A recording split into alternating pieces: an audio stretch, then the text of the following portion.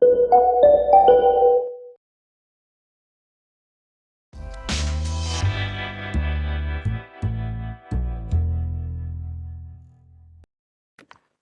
tal? Muy buenos días a todas y a todos. Soy el ingeniero José Antonio Díaz. Pertenezco a la Subdirección de Vulnerabilidad Estructural de la Dirección de Investigación de Senapred y vamos a continuar con este curso de evaluación de estructuras. Nuestro siguiente tema eh, es referente a los sistemas estructurales más comunes y su comportamiento ante los fenómenos, ¿no? Principalmente el sismo, que es el que más nos aqueja. Estos sistemas estructurales son los que tenemos presentes en nuestras comunidades, en nuestros municipios, en nuestros estados, en todo el país. Es muy diferente la manera en que nosotros construimos a la que construyen otros en otros países. Por eso vamos a ver cómo están constituidos estos sistemas estructurales. Bien, ¿qué es un sistema estructural? Un sistema estructural es un conjunto de elementos estructurales. Estos elementos estructurales los conocemos o los identificamos como columnas, muros, vigas, losas, etc. Estos elementos estructurales transmiten la carga a los apoyos, a la cimentación. Esta carga puede ser representativa, ya sea del peso propio, como se está mostrando en la imagen, o cargas laterales producto de un sismo. Vamos a identificar estos elementos los vamos a clasificar en tres tipos. Elementos verticales, que son los que vemos en color rojo, que son pertenecientes a columnas o muros. Elementos que forman los sistemas de piso y techo, las losas, por ejemplo. Y los elementos de cimentación. Hay que recalcar que estos elementos de cimentación, eh, cuando realizamos una evaluación, es poco probable que nosotros podamos observarlos por esta característica, que están por debajo de nuestro nivel del suelo, ¿no? Entonces, además del peso propio ya sea del peso de los materiales, de las personas que habitan una vivienda, un edificio, de los muebles o todos los contenidos que tenemos que generan un peso vertical sobre las estructuras, también tenemos fuerzas laterales que son aplicadas, en esta imagen se aplican en lo que es el techo, el sistema de piso y techo, que a su vez se transmiten a los muros o a las columnas y posteriormente a la cimentación. Estas cargas las conocemos como fuerzas laterales, ¿no? Producto de un sismo. Estas cargas nosotros las tenemos caracterizadas, identificadas, y realizamos pruebas y de esta manera podemos observar qué tipo de daño o qué tipo de agrietamiento podemos observar en nuestros elementos. Más adelante en el tema de daños vamos a ahondar más sobre este tema. Bien, vamos a comenzar con nuestro primer sistema, ¿no? Nuestros primeros elementos estructurales, que es el sistema de piso y techo. Nosotros tenemos un sistema de piso. Se refiere a la combinación de elementos estructurales horizontales, contribuyen a la transmisión de cargas hacia los elementos verticales, que son los muros y columnas. Como comentábamos, además de soportar las cargas gravitacionales de los mobiliarios o de los usuarios, también soportan o canalizan las fuerzas laterales generadas por los sismos. Tenemos diferentes tipos de combinaciones de losa. Estas las vamos a encontrar principalmente en edificios. Tenemos en la imagen en la parte superior izquierda lo que es una maciza perimetralmente apoyada. ¿A qué le llamamos perimetralmente apoyada? Ustedes se dan cuenta, es una maciza de concreto que se apoya en todo su perímetro sobre estas vigas de concreto también que se ven ahí dibujadas. A diferencia de nuestra imagen superior derecha, donde la losa es plana, maciza se le llama así, porque no está apoyada perimetralmente por estas traves, ¿no? Se apoya solamente en las columnas. Luego tenemos lo que son las losas reticulares, que también pueden ser apoyadas perimetralmente o, como en el caso de la imagen inferior derecha, una losa plana reticular simplemente apoyada en nuestros elementos verticales. Aquí tenemos algunos ejemplos de lo que estamos comentando. esta forma en la parte superior de la columna para que no exista un daño en ese tipo de, de elementos de la losa.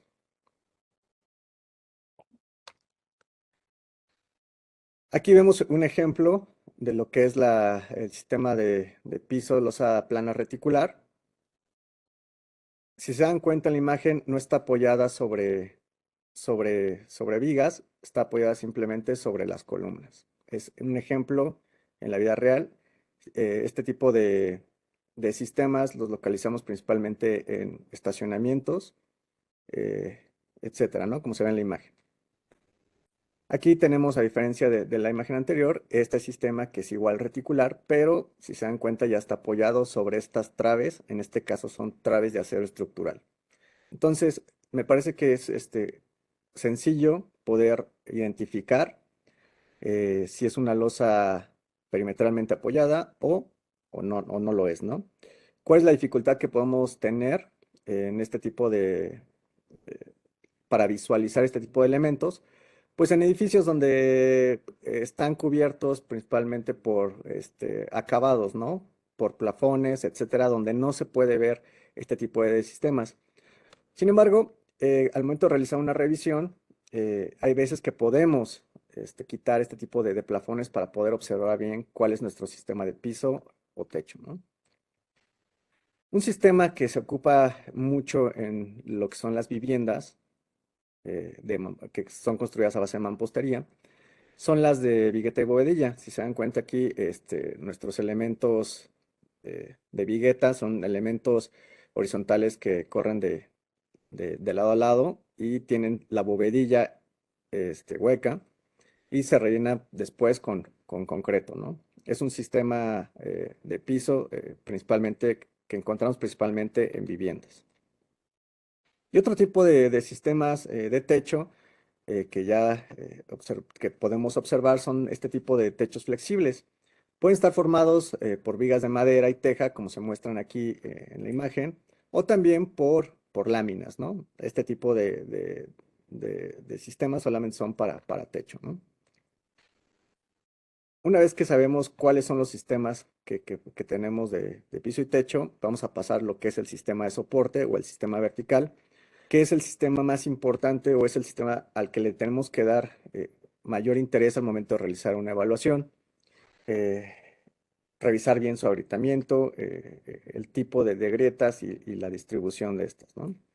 Entonces tenemos el sistema vertical. ¿A qué le llamamos? Son columnas o muros y en el caso de columnas generalmente formadas por marcos. Estos marcos se forman por dos columnas y una trave, ¿no? Aquí tenemos un ejemplo de esto. Están formadas por columnas. Aquí se dan cuenta, no hay ningún tipo de muros. El sistema vertical entonces podemos definirlo como columnas, ¿no? O marcos. Otro ejemplo de lo que es un sistema formado por marcos.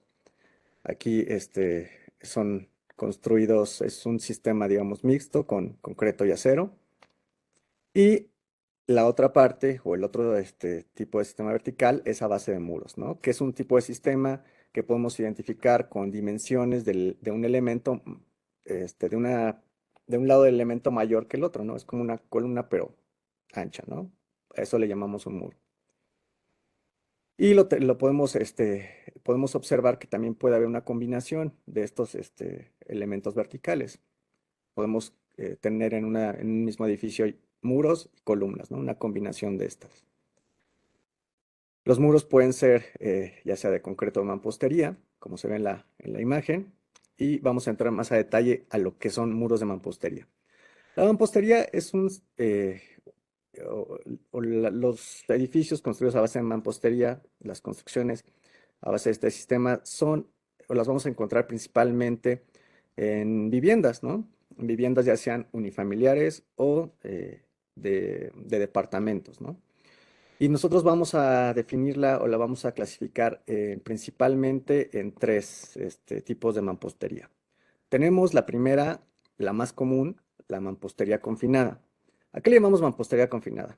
La mampostería confinada es, como se ve en la imagen, este tipo de construcciones a base de muros construidos mediante ladrillos de arcilla o bloques de concreto, que tienen una confinación a base de castillos y dalas, ¿no?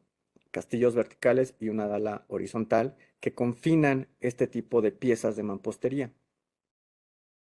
Dentro de este tipo de mampostería podemos también definir lo que es una mampostería bien confinada y una mampostería mal confinada. Aquí en la foto nosotros podemos observar que este tipo de castillos que les comentaba no solamente están en los extremos del muro, sino también en las aberturas. ¿A qué le llamamos aberturas? Puertas y ventanas, ¿no? También tiene este tipo de castillos, aunque sean de menor dimensión, en este tipo de aberturas, lo que la hace o la conocemos como mampostería bien confinada, ¿no? Este es el otro ejemplo, una mampostería mal confinada.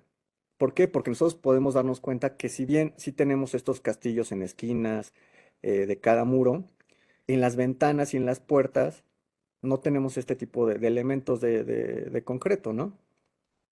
Incluso en la parte superior derecha, arriba de nuestro tinaco, pues vemos aquí una puerta, ¿no? Que da pues, hacia el vacío, ¿no? Entonces, este tipo de construcciones son principalmente de autoconstrucción.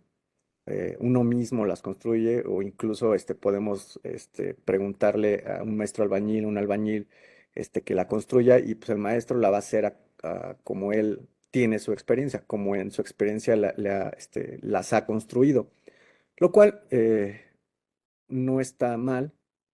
No obstante, debe tener este tipo de confinamiento que les comentaba en las aberturas para que sea considerado una mampostería bien confinada. Y para que una mampostería sea bien confinada en el reglamento de construcciones, en las normas técnicas complementarias para construcción y diseño de estructuras de mampostería y en diversas infografías que existen, que incluso tenemos una aquí en el Senapred, nosotros se coloca esta imagen, que es una imagen muy sencilla, donde nos mencionan, nos indica en dónde colocar este tipo de refuerzo. Aquí primero vemos que en una primera instancia tenemos que poner castillos en cada intersección de muro y en todas las esquinas, ¿no? En primera. En segunda tenemos que construir estos castillos a una distancia no mayor de 4 metros o 1.5 veces la altura. 4 metros es importante. Si tenemos un muro que mide 5 o 6 metros, hay que poner un castillo intermedio, ¿no? Aunque no tenga aberturas ni nada. Después hay que colocar este tipo de castillos, este tipo de refuerzos en las aberturas, puertas y ventanas. Y las dalas que se construyen de manera horizontal, no construirlas a una altura no mayor de 3 metros. Y ya especificaciones más menores, colocar estas dalas en pretiles mayores a 50 centímetros y también sus castillos, ¿no?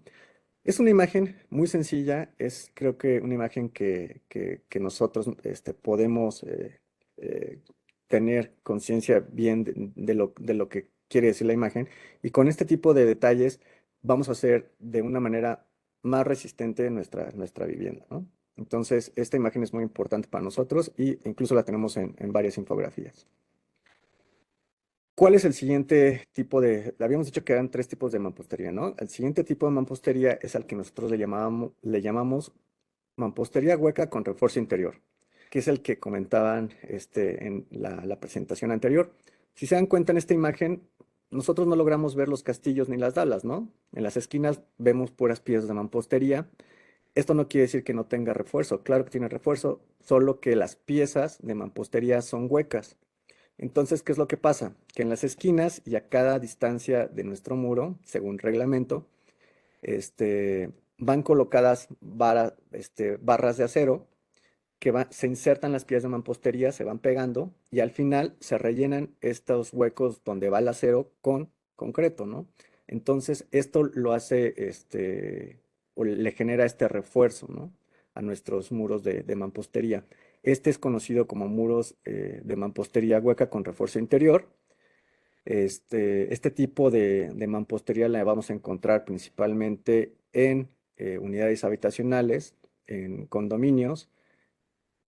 Muy rara vez la vamos a encontrar en viviendas unifamiliares. Entonces, también es muy fácil localizar o identificar este tipo de mampostería. ¿Por qué? Porque no vemos ningún tipo de castillo, ¿no? Ningún tipo de dala, entonces ya sabemos que es mampostería con refuerzo interior. Y nuestro tercer tipo de mampostería o sistema a base de mampostería que vamos a encontrar son este tipo de marcos de concreto reforzados con muros diafragma de mampostería. Si se dan cuenta, tiene el refuerzo a los lados del muro, pero este tipo de elementos son más robustos, es una sección más grande. Entonces ya no le llamamos castillos ni dalas, ¿no? Entonces ya lo podemos considerar como unas columnas de concreto y nuestras que forman un marco, ¿no? Que en el interior tienen este tipo de muros de mampostería, donde podemos encontrar este tipo de tipo de sistemas estructurales en escuelas, en viviendas también, en edificios departamentales, etcétera, ¿no? Entonces, estos son los tres principales tipos de mampostería que nosotros encontramos: confinada, hueca con refuerzo interior y a base de muros diafragma. Por otro lado, tenemos las estructuras de acero. La estructura de acero es algo relativamente sencillo de identificar porque generalmente están formadas a base de marcos de acero. Nuestras columnas y nuestra trave de acero, ¿no? Que forman marcos de acero. Y aquí lo importante de este tipo de sistemas es la conexión que tienen entre estos elementos, ¿no? Entre viga y columna. Pueden ser conexiones atornilladas, como se ve en la imagen, o pueden ser conexiones a base de una soldadura. Este tipo de conexiones las tiene o las debe de realizar un experto en este tipo de- de conexiones, en este tipo de técnicas. No la puede ser cualquier soldador que exista o que nosotros podamos encontrar. Debe ser personal calificado, ¿no? Con algún tipo de certificación para poder realizar este tipo de construcciones. ¿Cuál es la dificultad de localizar este tipo de sistemas estructurales? Nuevamente, los acabados. Generalmente en un sistema a base de marcos de concreto, digo, marcos de acero, perdón, generalmente las columnas están forradas por algún tipo de, este, de acabado, ¿no? Para que no se vea la viga ahí de acero.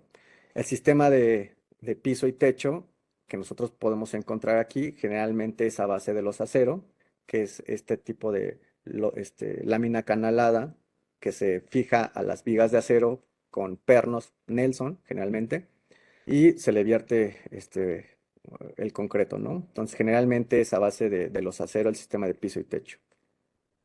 Las estructuras de concreto es muy similar al acero, solamente que cambia el tipo de material, ¿no? Aquí es concreto, pero de igual manera está formado por marcos formados por columnas y vigas hechas de concreto, ¿no? Construidas a base de concreto. Puede ser a base de concreto reforzado, puede ser también una combinación de acero y de concreto, como vimos en unas imágenes anteriores. Y también pueden ser construidas a base de prefabricados. Uno puede construir ahí en el sitio las columnas, hace el armado y vierte el concreto, o puede venir ya de planta la columna ya construida solamente para conectarla a la cimentación o a los pisos inferiores, ¿no? Conforme vaya construyéndose el edificio. Entonces también puede ser construido a base de elementos prefabricados. De igual manera, son estructuras que arquitectónicamente luego están forradas. eh, los temas de piso y techo en este tipo de construcciones son a base de losas macizas de concreto o otro tipo de losas, eh, pero generalmente es a base de concreto, ¿no? Otros elementos estructurales que podemos encontrar en nuestros edificios son los llamados contravientos. Estos elementos son adicionales, no son necesariamente verticales ni horizontales. Generalmente los vamos a encontrar de manera diagonal, ¿no? Tienen diferentes configuraciones.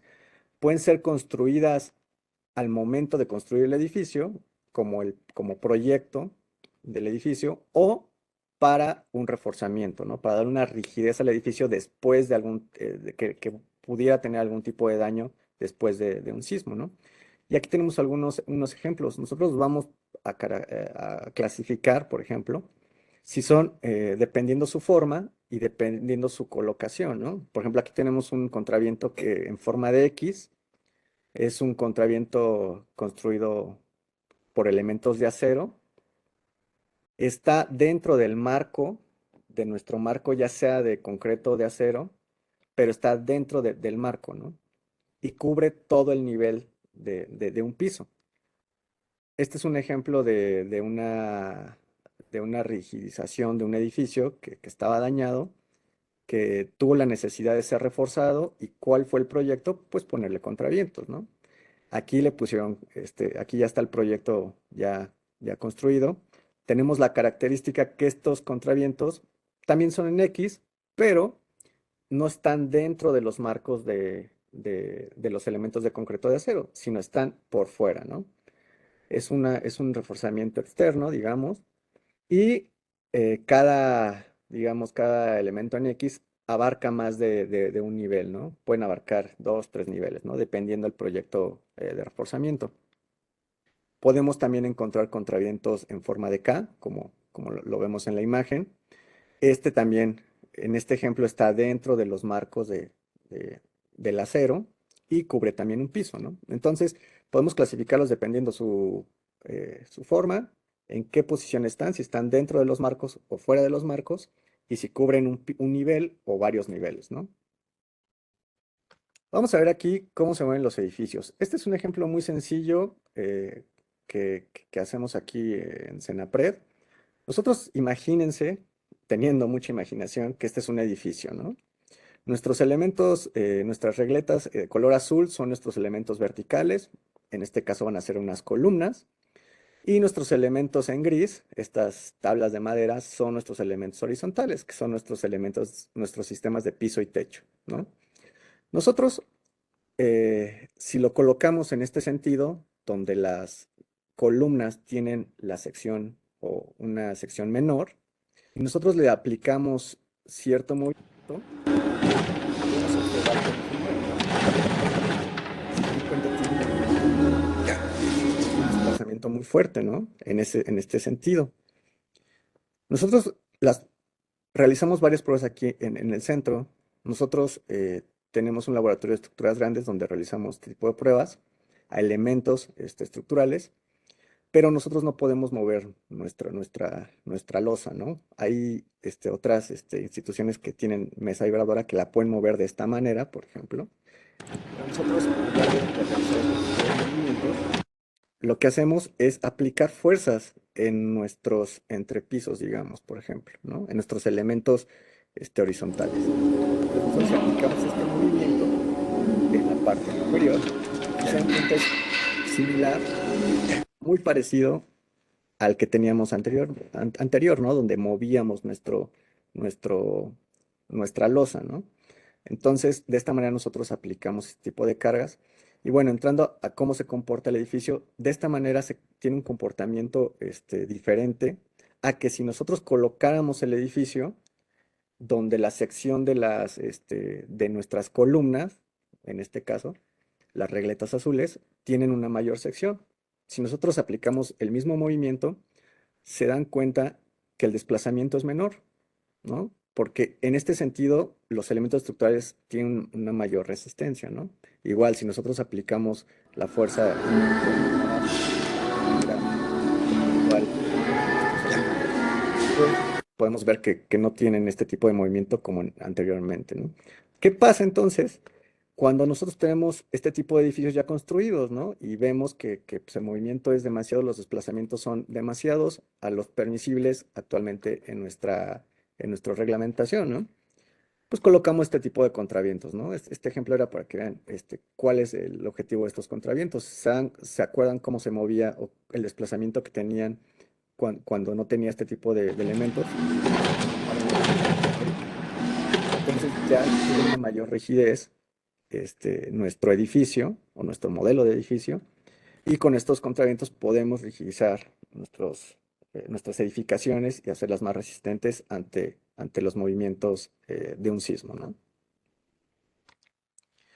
Bien, vamos a pasar, espero que con a lo que llevamos ahorita de presentación, nosotros ya podamos darnos una idea de los sistemas estructurales que nosotros vamos a encontrar en México, ¿no? En nuestros estados, en nuestros municipios.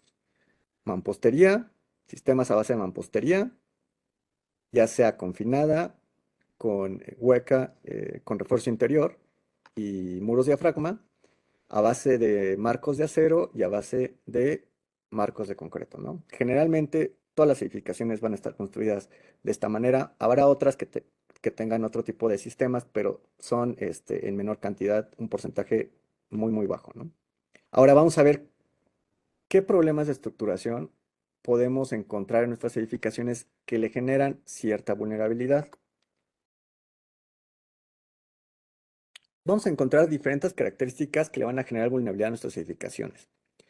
Aquí les enlisto unas, bueno, las que vamos a ver, vamos a entrar en más detalle cada una de ellas.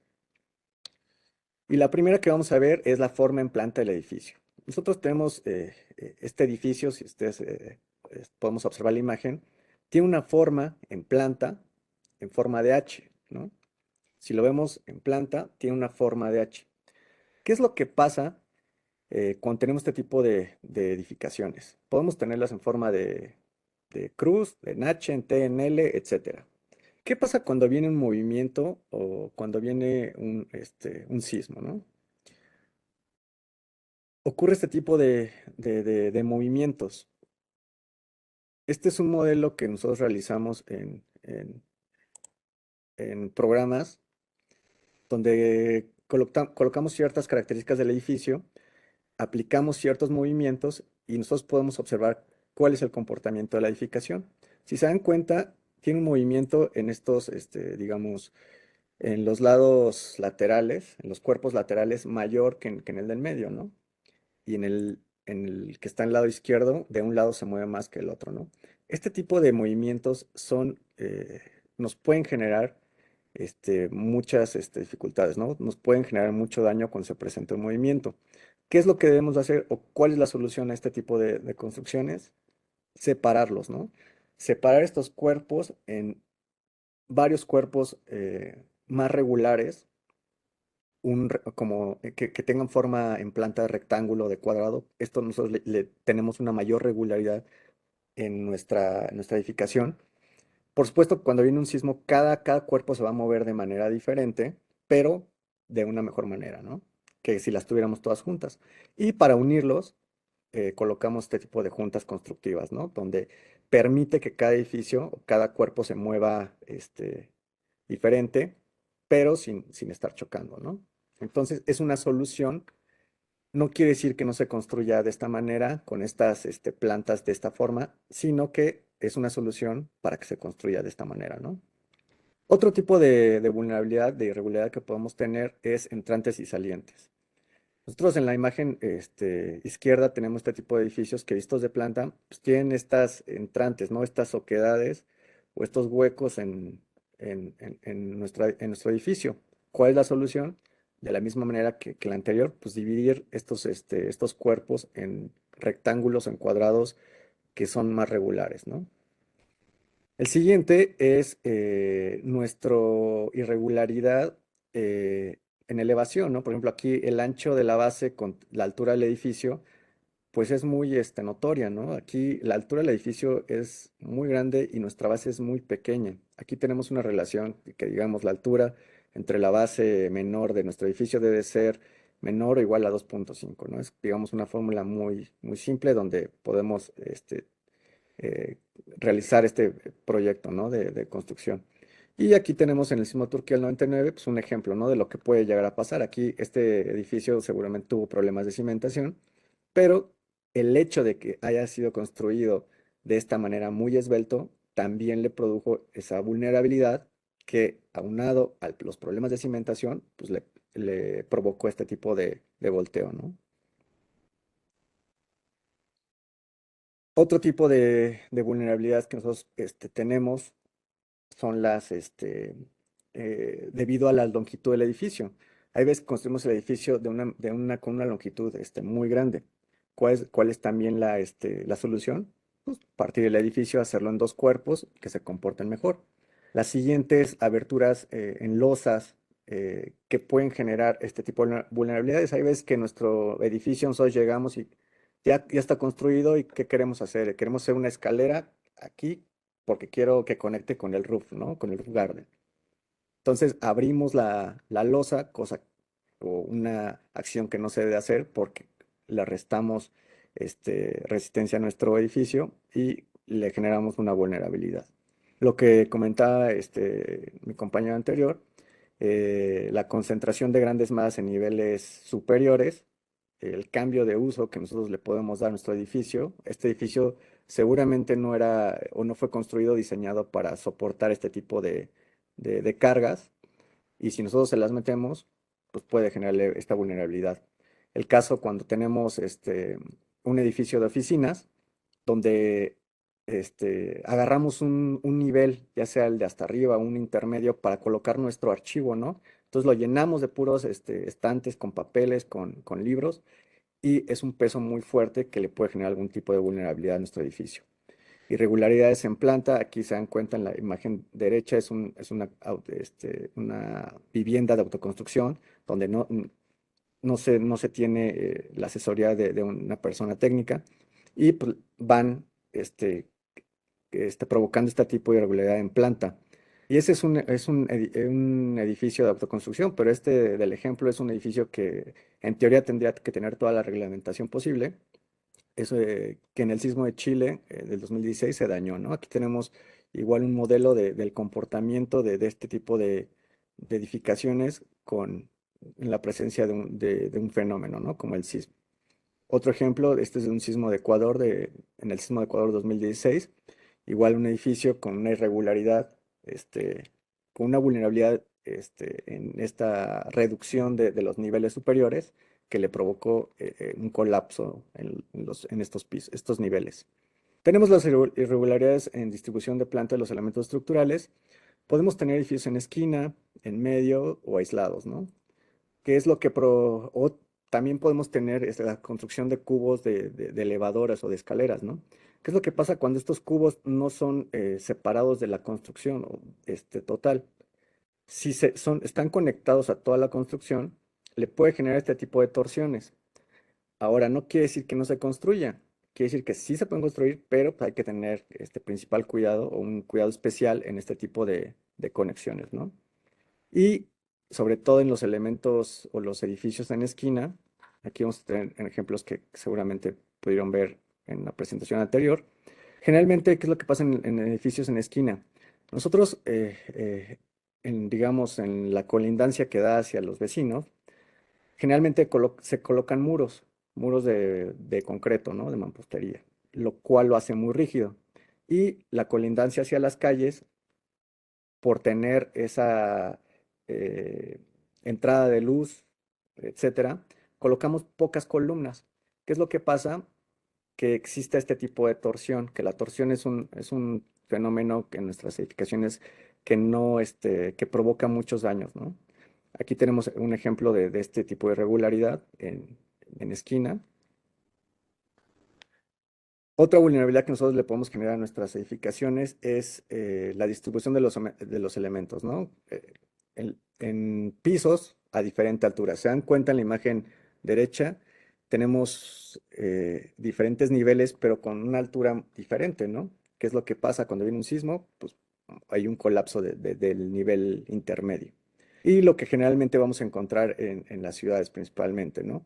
Este tipo de plantas bajas flexibles, donde la planta baja está construida a base de marcos de concreto, generalmente, y los pisos superiores de mampostería, lo que hace que los pisos superiores sean más rígidos que la parte inferior. Entonces genera este fenómeno de planta baja flexible.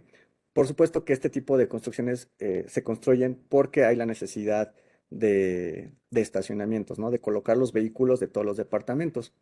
¿Qué es lo que pasa si no se construye adecuadamente? Pues viene el colapso, ¿no? Si se dan cuenta en estas imágenes, los pisos superiores no tienen ningún tipo de daño, los muros están, digamos, sin ningún tipo de daño, pero colapsa la planta baja, ¿no? Por este tipo de fenómenos.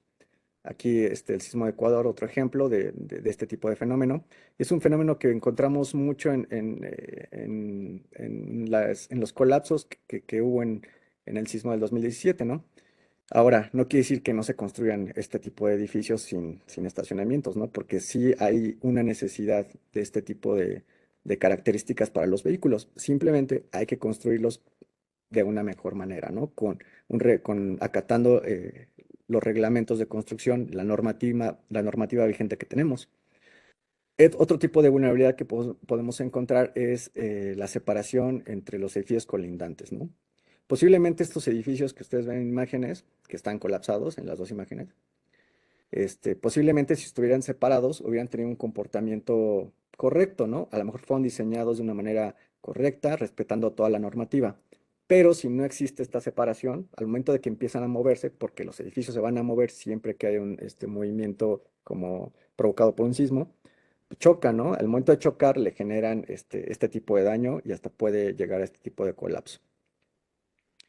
Y otra vulnerabilidad que encontramos mucho es la llamada columna corta. La columna corta es este tipo de característica que nosotros tenemos en una edificación, donde colocamos un medio muro dentro de un marco de concreto, ¿no? Entonces, ¿qué es lo que pasa cuando viene el movimiento? Nosotros recordamos las cargas laterales que hablábamos en un principio, viene la carga lateral y toda la columna que debía tener un desplazamiento como lo tiene la columna que está del lado derecho solamente lo va a tener la media columna porque el medio muro le genera este tipo de obstrucción, ¿no? El movimiento y el desplazamiento lo va a tener solamente esa media columna, lo cual le va a generar muchísimo daño. Igual, si viene el movimiento del otro lado, pues le va a provocar este daño a los elementos verticales, las columnas, el agrietamiento diagonal, que más adelante lo vamos a ver y que es muy importante para la evaluación de nuestras estructuras. Este tipo de fenómeno lo encontramos muchísimo y generalmente lo vemos mucho en escuelas, ¿no? ¿Qué es lo que hay que hacer? No quiere decir que no se construyan nuevamente. Simplemente entre las uniones de columna y los medios muros, pues hay que dejar un espacio donde se tiene que rellenar con un tipo de material que sea lo suficientemente flexible para que no obstruya con el movimiento de nuestras columnas. Aquí brevemente vamos a ver un ejemplo de un ensayo experimental que se realizó.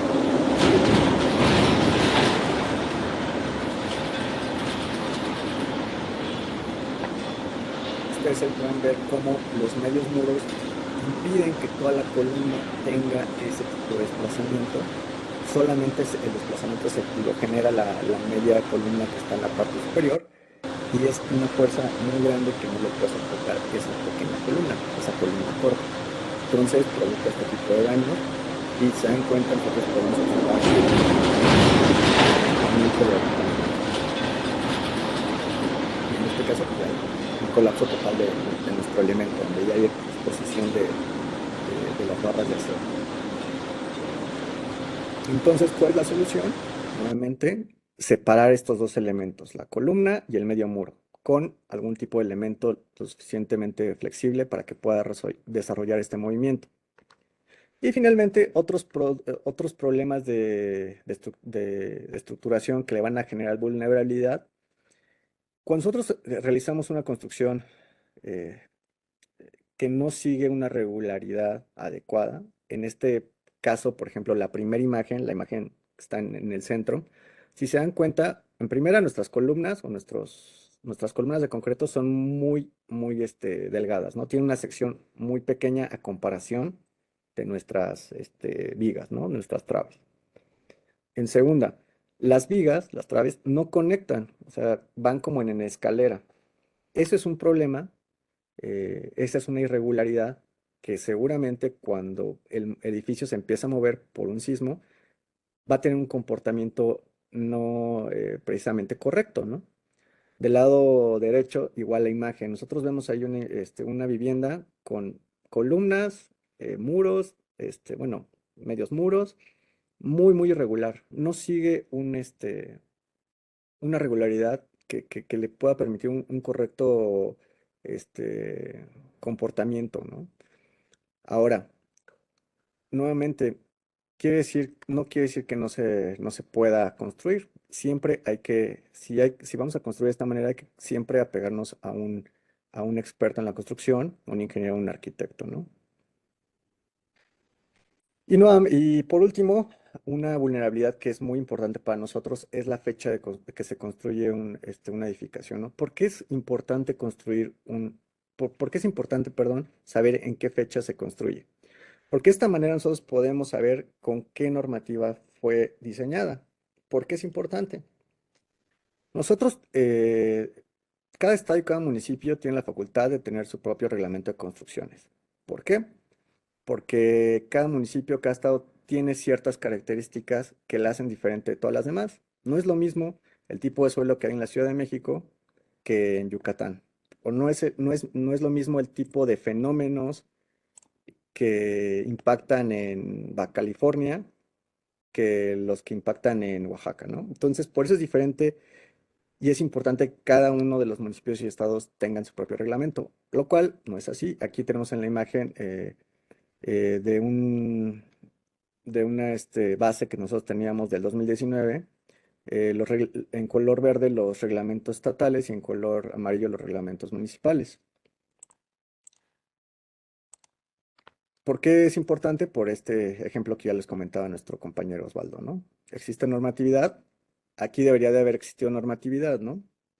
Eh, ¿Y por qué también es importante? Esta es una imagen que nosotros presentamos mucho porque es muy importante para nosotros. Es una columna, imagínense que es una columna eh, hecha para un edificio X, ¿no? A base de concreto reforzado. Del lado izquierdo, del lado izquierdo es como se construiría con una reglamentación de 1966. Y del lado derecho es cómo se construía la misma columna para el mismo edificio con una reglamentación del 2004 o del 2021. Si se dan cuenta, la cantidad de acero de refuerzo es diferente, ¿no? Es muy diferente. Del lado derecho hay más acero de refuerzo. La diferencia es muy notoria. Entonces, ¿qué pasa con todos esos edificios que fueron construidos antes de 1985, por ejemplo, que ahorita están en pie, que no han sido ni dañados ni han colapsado por los sismos que han ocurrido? Por el solo hecho de haber sido construidos con la reglamentación anterior, ya son vulnerables. ¿Qué es lo que se debe de hacer? Pues se debe tener un inventario de todas esas construcciones, ¿no? Para evaluarlas, para ver si cumplen con la normatividad actual, que seguramente muchos no cumplirán, y hacer un proyecto de refuerzo, ¿no? Y bueno, estas son todas las vulnerabilidades que nosotros podemos encontrar en nuestras edificaciones.